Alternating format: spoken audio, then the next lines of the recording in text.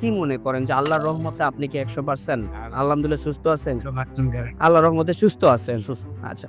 উনি যখন অসুস্থ অবস্থায় ছিলেন তখন উনি কোন কাজকর্মই করতে পারত না, উঠতেও পারত না, বসতেও পারত না। অবস্থায় থাকতে হতো উনার। আল্লাহর রহমতে বর্তমানে উনি সম্পূর্ণরূপে সুস্থ আছে। অ্যাজ এ রিপোর্ট অনুযায়ী শারীরিক এবং মানসিক সব দিক থেকে উনি আলহামদুলিল্লাহ অনেক ভালো আছেন। আসসালামু আলাইকুম ওয়া রাহমাতুল্লাহি ওয়া বারাকাতুহু। আমি doctor Mohammad Aslam, DHMH DHB Dhaka, BHMH on course Dhaka বিশ্ববিদ্যালয়। বর্তমানে বিশ্বনন্দিত ক্যান্সার চিকিৎসক অধ্যক্ষ ডক্টর এস এম সারোয়ার স্যারের চেম্বার গণস্বাস্থ্য হোমিওতে এজ এ ক্যান্সার চিকিৎসক হিসেবে নিয়োজিত আছি। প্রতিনিয়তই আমরা বিভিন্ন ক্যান্সার রোগীদের রিভিউ নিয়ে থাকি। আজকেও তদ্রুপ আপনাদের সামনে আমি একটা ক্যান্সার রোগীর রিভিউ নিতে যাচ্ছি, যিনি কিনা আমাদের এখানে দীর্ঘ 7 মাস চিকিৎসা করে আজকে 8ম মাসে আসছেন। চলুন আমরা সরাসরি রোগীর মুখ থেকে শুনি রোগীর কি প্রবলেম ছিল, রোগীর কি হয়েছে বা কি আসার বিষয়। আসসালামু আলাইকুম। আসসালামু আলাইকুম। ওয়ালাইকুম আসসালাম। ভাইজান কেমন আছেন আপনি? আছি আলহামদুলিল্লাহ। রোগী আপনার কি হয়? আমার বাবা। আপনার বাবা। আপনাদের চিটাগাং এর বাসিন্দা? জি। আচ্ছা, চিটাগাং এর ভাষা আমাদের একটু বুঝতে অনেক সমস্যা হয় বিধায় কথা আপনি বলবেন, এই তো? আচ্ছা ভাইজান, আপনার নাম কি? আমার নাম মিজান। আপনার বাবার নাম? আব্দুল আজিজ।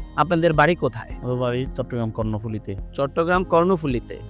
সিকলবাহা আদর্শপাড়া। আদর্শপাড়া হলো গ্রাম? জি। গ্রাম হলো আদর্শপাড়া। নাম কি ইউনিয়ন নাম? সিকলবাহা। সিকলবাহা। এটা কর্ণফুলীতে পড়ছে, চিটাগাং? জি জি। আচ্ছা, চিটাগাং এর ওখানে গিয়ে এই নামে আমরা যদি খোঁজ করি, আপনাদের বাড়ির নাম জানি কি বললেন? আমাদের আব্দুল আলী সিকদারের নতুন বাড়ি। আব্দুল আলী সিকদারের নতুন বাড়ি? জি। আচ্ছা, উনি আপনার বাবা সর্বপ্রথম কি সমস্যা ভাবে আক্রান্ত ছিলেন, কেন আপনারা হসপিটালে গেছিলেন? ওনার সর্বপ্রথম গলায় প্রবলেম হইতো, খাওয়ার দাওয়ার খাইতে সময় মনে হইতো ওনার কিছু একটা বাঁচতেছে জি। গলার মধ্যে। জি। হঠাৎ রমজান 25 বা 26 রমজানের দিকে এটা ফেটে যায়। কত সালে? এই গত রমজানে। গত রমজানে? জি। আচ্ছা, ফেটে যায় ওটা। ফেটে যাওয়াতে ওইখান থেকে তুতুর মতো কিছু একটা জিনিস বের হয়। বের হওয়ার পরে কয়েকদিন উনি এত কেয়ার করে নেই। আচ্ছা। হঠাৎ জ্বালা পোড়া শুরু হয়। জি। জ্বালা পোড়া শুরু হওয়াতে আমরা একটা ডাক্তার দেখাইছিলাম। ডাক্তার পরামর্শ অনুযায়ী বিভিন্ন পরীক্ষা নিরীক্ষা করাইছি। পরীক্ষা নিরীক্ষার মধ্যে এটা কি বলে, গলার এন্ডোস্কোপি করেছিলাম। হ্যাঁ, এন্ডোস্কোপি করাইছি। এন্ডোস্কোপিতে বলতেছে যে ওনার গলার অবস্থা ভালো না, আপনারা দ্রুত হসপিটালে ভর্তি করান বা বায়োপসি করান। আচ্ছা, আমরা বায়োপসি করানোর জন্য বিভিন্ন জায়গায় গেছি। অনেকজনে অনেক রকম ডিমান্ড করছে। জি। শেষ পর্যন্ত আমরা চট্টগ্রাম হসপিটালে বায়োপসিটা করি। ওইখানে বলতেছে যে ক্যান্সার। জি। ক্যান্সার ধরা পড়ার পরে বিভিন্ন ডাক্তারের সঙ্গে যোগাযোগ করি। ওনারা বলতেছে যে কেউ বলতেছে থেরাপি দেওয়ার জন্য, কেউ বলতেছে অপারেশন করার জন্য। এখন বাবাকে যখন প্রশ্ন করলাম আপনি কি থেরাপি দিবেন বা অপারেশন করবেন, কোনটা করবেন? উনি বলতেছে আমি অপারেশনও করবো না, থেরাপিও দিব না। আমি যদি বেঁচে থাকি যা কয়দিন এভাবে বেঁচে থাকবো, না হলে মারা গেলে তো চলে গেলাম।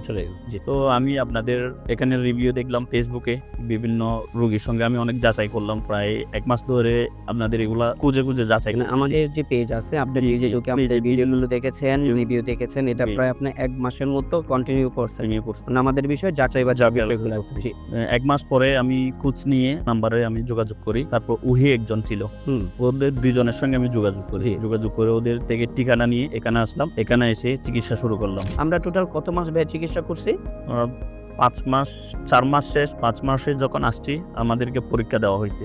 মানে আমরা যখন সব রোগীকেই বলি যে আপনারা 4 মাস আমাদের এখান থেকে ওষুধ খাবেন, 4 মাস ওষুধ খাওয়ার পরে আমরা পুনরায় আপনাদের পরীক্ষাগুলো করব। তো আমরা পরবর্তীতে 4 মাস ওষুধ শেষ করছি। শেষ করে 5ম মাসে যখন আপনি আসছেন, তখন আমরা আপনাকে কিছু পরীক্ষা নিরীক্ষা দিয়েছি, এবং সেই পরীক্ষার রিপোর্ট অনুযায়ী আল্লাহর রহমতে আমরা যখন পুনরায় যে পরীক্ষাগুলো দিচ্ছি, সেই পরীক্ষাগুলোতে ক্যান্সারিয়াস যে মার্কার আছে, আমরা এজটা ক্যান্সার নির্ণয় করতে গেলে যে মার্কারগুলো আমরা পরীক্ষা করি, সেই মার্কারগুলো আমরা পরীক্ষা করে দেখলাম যে আল্লাহর রহমতে এটা সম্পূর্ণরূপে নরমাল আছে।